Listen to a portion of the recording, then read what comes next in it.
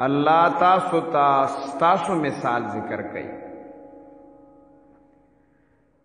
چې چرته داسې چا نه دي کړي چې هغه په خپل مال کې عمدن قصدن په هوش او حواس باندې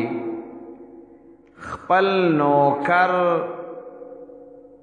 بغیر د صدقه ناغزان سره په مال او دولت کې شریک ګرځولې دي.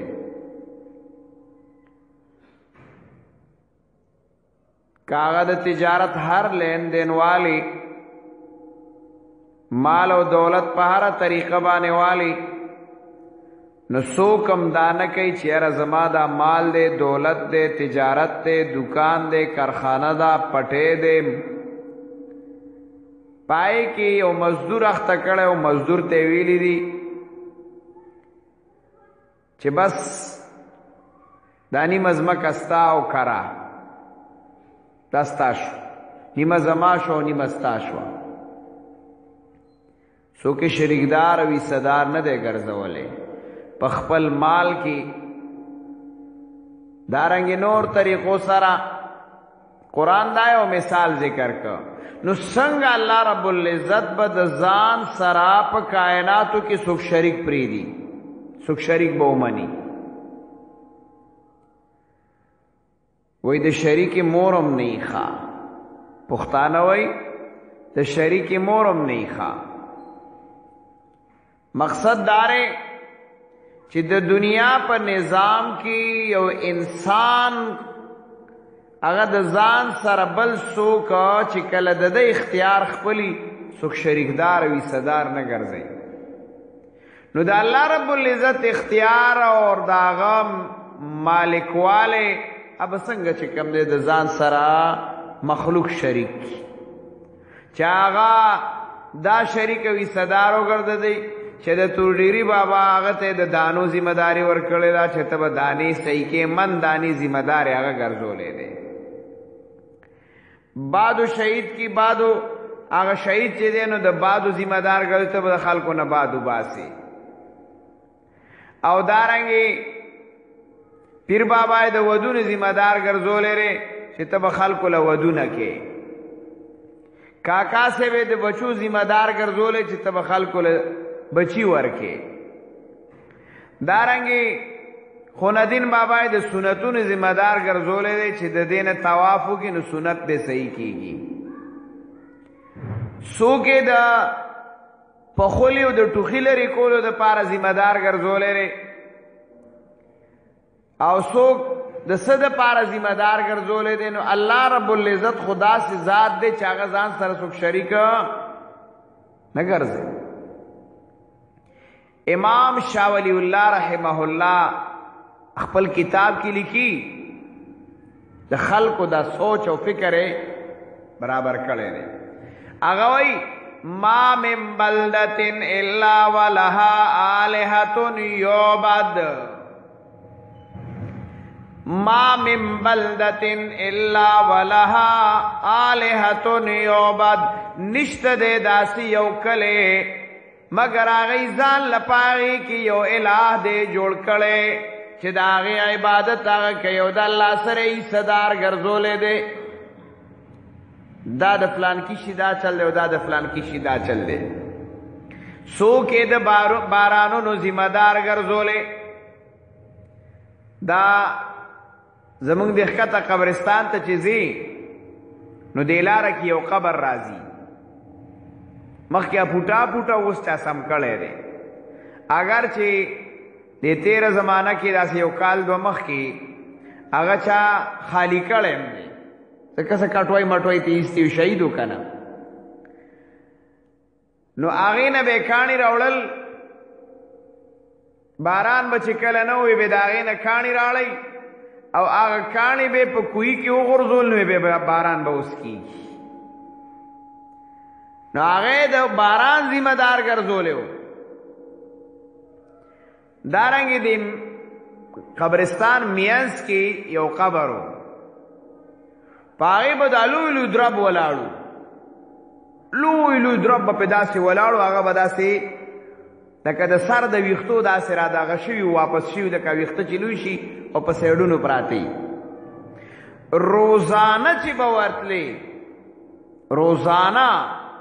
نو هغه دربو ته به غوټې ورکړې وې هغه دربو ته به غوټې ورکړې وې دغه د دغه شي ذمہ دار ګرځولې و دغلته د دې ادمزو قبرستان دغلته د خانانو قبرستان سره پته نه دغه ته کم یو بابا وای شهید بابا لوی خبر دی په دغه باندې به باقاعده شمع بلې دی او دارنګي پاغه کې به دا کټوي پرتی وي خلافونه به په پراتو پته نه لګي چې دې د شي ذمہ دار ګرځولیو خدا ذمہ داری ورته حواله کړی حالانکه الله رب العزت فرمای سبحانه دا ذمہ داری الله تعالی ندی ور کړی څوک دې لیونو ذمہ دار ګرځول چې لیونی شي سړی انو دیوانه بابا له بوزا ځکه دیوانه بابا ځان له لیونیو نو لیوانو د پاره بیل د تبي د سرخوبادو د بادو د پاره بیل د بچو د پاره بیل دارنګي د ودونو د پاره بیل سنتونو د پاره بیل مال او دولت د پاره بیل ما من بلدتن الا ولها الہۃ یعبد دا خلق قبرونو کی قبرونو ته پراتو سجدی به قبرونو ته لګولې ډېرې به د قبرونو سره جوړولې شمع په قبرونو بلولې غلافونه په قبرونو اچول کاڼي د قبرونو په ځان باندې مغل جاروګانې د قبرونو په ځان باندې مغل اور مالګي د قبرونو سټلې تیلې د قبرونو په ځان لګول خاوري د وګ درد پاره به د قبر نه خاور رواغسته هغه په وګونو لګولې وا کم یو داسې کار نو چې هغه د قبرونو نه نکاو خو الحمدلله ثم الحمدلله جاء الحق وزهق الباطل ان الباطل كان زهوقا کله چې حق راشي نو باطل تختی بیا ختمیږي قرآن راغه توحید راغه الله دې علاقه کې داغه بیان نغا جاری او ساری کا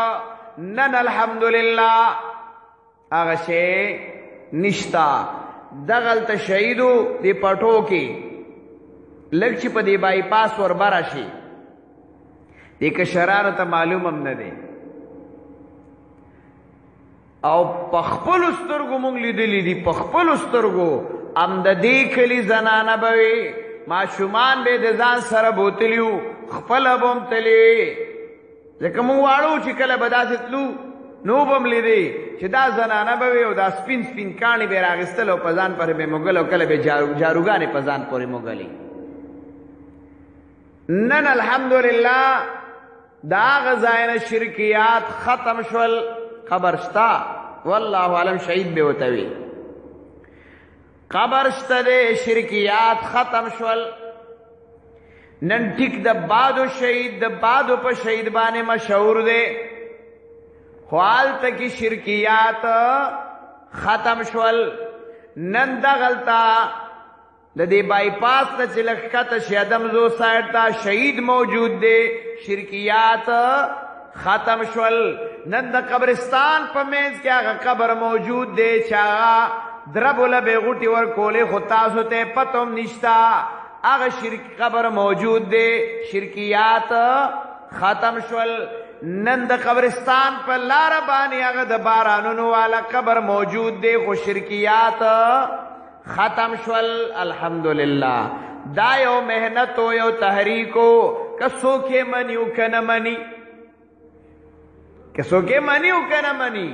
دا خلق د قبرونو نا دا غي د سجدونا دا غي د زارونا دا غي د فریادونو نا دا غي د حاجتونو نا چا الله ترا وصل چا د الله ذات تو درول چا ورلا عقیده د توحید کی عقیده د توحید جوړ کړه، نظریه ورله چا جوړ کړه، دا مهنت چا کړی دی؟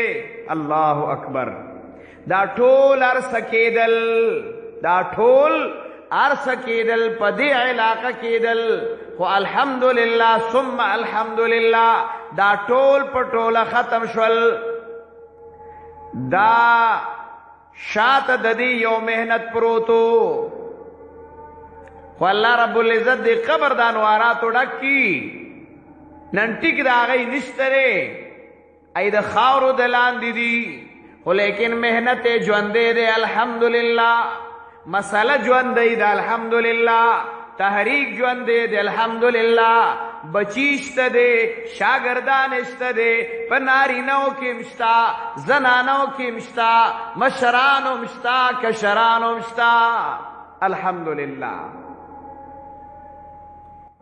وی دی است نظر ورته په بل ځای ورته ودرېږه او د خپل کلي ته وګوره چې دا تر اوسه پورې مخکې دی الله ورته خیر لري، مخکې دی ورته الله خیر لري. الله ری دغسې چې څنګه د هغې مشن او تحریک چلېدلی و، د والد محترم د مشر استاجي په دې ځای په دې علاقه مونږ واړو ډېر، په قبرستان کې به هم دغه مسله وه، په جمعه کې به هم دغه مسله وه، اختر کې به هم دغه مسله وه، خو چې کله به د بیان موقع وه نو همدغه مسله وه، همدغه مسله ده چې الحمدلله نن همغه د توحید مسله ده، شرک څوک نه پیژني. نو مقصد دا چې الحمدلله د توحید مسله دومره عامه کړه چې نن څوک شرک زمونږه په کلي کې جوانان نه پیژني، مشران خو یې ځکه پیژني چې دی لیدلی و. دې مشرانو نه تپوس وکړه سپین ږیري دادې ناست دي، ورته د کاکا صاحب دربار ته به څوک تلل؟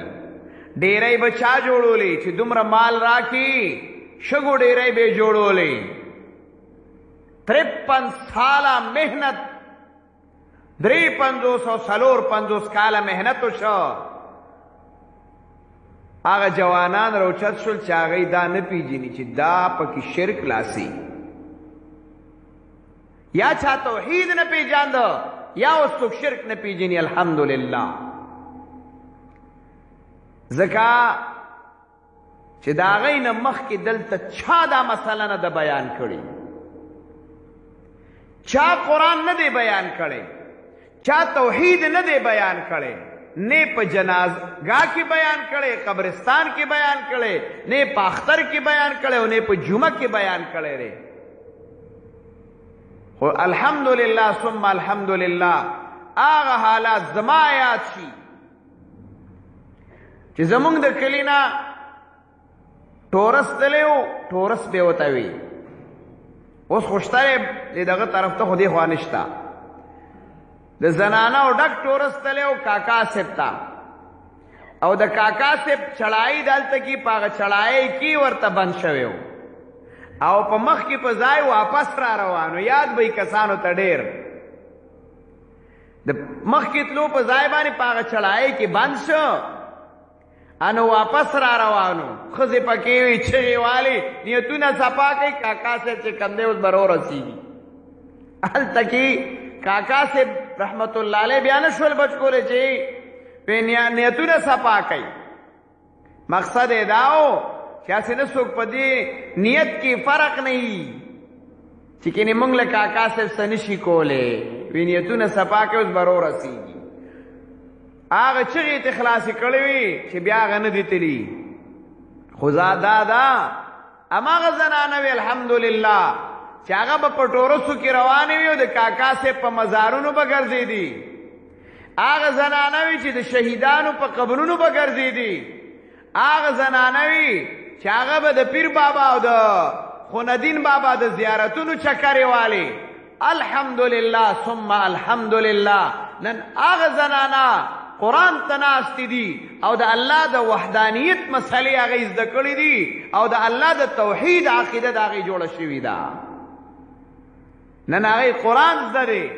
نن هغه توحید پیژني، د الله یووالی پیژني، د الله نه د غوښتو ذریعه پیژني اور خپل حاجت روا مشکل کشا فریاد رس پیژني. د هغه عقیده دا جوړه شوه چې قبرونه یہ قبریں کچھ نہیں کرتی، دا قبرونه څه نشي کولی، هیڅ هم نشي کولی، صرف او صرف که کینو الله رب العزت هغه حاجت روام دی. هغه د قل هو الله احد په معنا پوه شوي، د هغې په عقیده پوه شوي، د لا اله الا الله محمد رسول الله په طریقه او په عقیده او نظریه پوه شوي. دا تحریک او مشن دا چا چلولی دی، خو دا اوبه ډېرې نرمې رواني خو پته چاته نه لګي، خو چې کله ور پرېوځي انسان نو بیا پته لګي چې څومره زوروري دي، بازۍ ورکوي. بیا دا مسله ډېره د اوبو په شکل کې هغه وچلېده، هر کور ته هر نسل ته دا اوبه رسېدلې ده د توحید انشاء الله. اوس یې مونږ څکو خو مونږ ته پته نه لګي چې دا د کم ځای نه راغلي دي. تیار نلکی دی مفت اوبه ده، نو مونږ یې څکو خو مونږ ته پته نشته چې دا اوبه مونږ له چا راکړې ده. ځکه د ماشوم لکه په ماشوموالي کې هر څه ورکي دته نه یاد چې ماله چا پینټه راکړي، ماله چا پیسې راکړي، ماله چا دا راکړي. نو چې هغه ماحول داسې و چې د شرکو چې هغه ختم شو نو چاته پته دا نه لګېده چې اوهو دا د شرک د رد چا کړی و، دا د توحید مسله چا بیان کړی وه. کله چې هغه وفات شول نو یو هفته دوه هفتې بعد د دې کلي یو مشر سړی دی د هغه محلې هغه راغی او کېناسته. دلته ما جمعې مونځ کړی و نو زه دغلته بار ناستم نو هغه راسره کېناست. مشر سړی دی او ډېر تعلیم یافته او ایجوکیټډ سړی دی، ښه صاحب عهده سړی هم دی. هغه کېناسته او په سرو سترګو یې وژړل. وی زمونږ دی کلي خدای نه پیژانده او ویل خدای ور پیژندلی دی نو هغه دی ور پیژندلی و. زمونږ دی کلي د الله ذات نه پیژانده، خو چې څه مسله به وه نو د دې ځینه به یې چغې والې وی بې دومره خو ووایه که نه چې کاکا صاحب را مدد شي، دومره خو وایه که نه وی به په دې خو دې خوله نه ماتېږي، خوارې وایه که نه کور نه ورته اواز کوه کتلی نه شي. نو دې خلکو الله نه پیژانده او دی ورته الله ور پیژندلی دی، نو هغه په سرو سترګو وژړل. بهر حالت سے میں خبر دی پوری کولا اللہ رب العزت دی داغی آغا زائد خوشحالو کی او آغا مشن او تحریک چاگے منگ تپریخ دے انشاءاللہ دا مشن او تحریک با منگ تر مرگ مرگ پوری چلو. دا زمونگ عظم دے، دا زمونگ ارادہ دا، منگ تے دا اللہ دا وحدانیت عقیدہ جوڑا کڑی دا، نظریہ جوڑا کڑی دا، او دا اللہ دا وحدانیت عقیدہ او نظریہ توحید کی امانت سینوں میں ہے ہمارا، آسان نہیں مٹھانا نام و نشاں ہمارا. دا اللہ دا وحدانیت نظریہ و عقیدم جوڑا دا کدا سر مکٹ کی انشاءاللہ نہ بدا نظریہ پریدو نہ بدا مسئلہ پریدو. دا زمونگا عظم دے او دا زمونگا دا آغی سرا لوز دے مونگ تا دا مسئلہ پا دی زائی کی آغی خود لی دا. نو قرآن هم دا مسئلہ کئی چی گورا دا سیو مسئلہ چی دا آغی معافی نشتا دے. لا یغفرو ای یشرک بیہی و یغفرو ما دون ذالکا لمن یشاء. نبخی اللہ چی دا آغی سر شرکوشی معمولی نور گناہونا اگا اللہ پا توبہ بخی، پا زاری پا منت بخی، دغسیم اللہ د خپل رحم تقاضی وی چاگا بخی. خو گوره کدی عقیدی سر لارنو اللہ دی نبخی. نو قرآن هم داوی ومن یشرک باللہ فقد افترا اسما عظیما. چاچی شرکو کپا اللہ باندی نو یقینا د پا اللہ و تل دیر لوی درو. گورا دنیا کې که په ما او تا باندې څوک دروغ وتړي موږ نه صبر کېږي چرې مرانه صبر نه کېږي په ما دې وایي دروغ تړلي ډېر پې غوسه کېږو جنګ ته پې تیارېږو مړي پې کوو په ما دې دروغ تړلي انسان په ځان دروغ تړل نشي برداشت کولی آنو چې د الله په ذات دروغ تړي چې الله ځان له نایبان نیولي دي ځان له نیازولي نیولي دي نیازبینې نیولي دي آنو دا به الله برداشت کی نشي برداشت کولی ځکه دا د الله په ذات دروغ تړل دي ومن یشرک بالله چا چې شرک وکړ د الله سره فقد افترا اثما عظیما یقینا هغه وتړل په الله باندې ډېر لوی دروغ او چې په الله دروغ تړي نو د الله غضب او غصه او قهر دا دی چې د جنت بویم حرامي د جنت بویم حرامي الم تر الى الذين يزكون انفسهم بل الله يزكي من يشاء ولا يظلمون فتيلا دعا وکړئ چې الله رب العزت زمونږ او ستاسو نظریه عقیده دا د توحید او د سنت برابر کړي الله زمونږ مرګ هم په دې عقیده او د توحید باندې راولي الله که زمونږ مرګ راځي چې الله زمونږ ستا په ذات باندې اعتماد یقین او عقیده الله د وحدانیت او ستا د یووالي هغوی الله زمونږ عمل د سنت مطابق الله بیمارانو نه بیماری لري کی الله د وبانا د هغې نه زمونږ حفاظت نصیبه کی الله پریشانی زمونږ لري کی مصیبتونو غمونو آفتونو نه بچو محفوظ کی الله چې کم بیماران دي صحتونه ولا ورکي کم وفات شوي مسلمانان دي الله رب العزت دې د ټولو مغفرت او بخنه نصیب کی خصوصا زمونږ والد محترم الله رب العزت دې جنت الفردوس نصیبه کی الله غزای د خوشحالو کی الله دا څومره محنت چې کړی دی ستا د توحید د مسلې د خورولو دپاره الله دا قبول او منظور وګرځي او د دې ثوابونه ولا ورکړي زمونږ د دې درسونو ثوابونه الله هغې ته ورسې څومره چې نور مسلمانان وفات شوي دي ټولو ته ورسې الله څومره چې زمونږ اساتذه هغه وفات شوي دي ټولو ته ورسې څومره چې زمونږ اساتذه ژوندي دي الله رب العزت دې د ټولو د دنیا او د آخرت خوشحالۍ نصیب صلی الله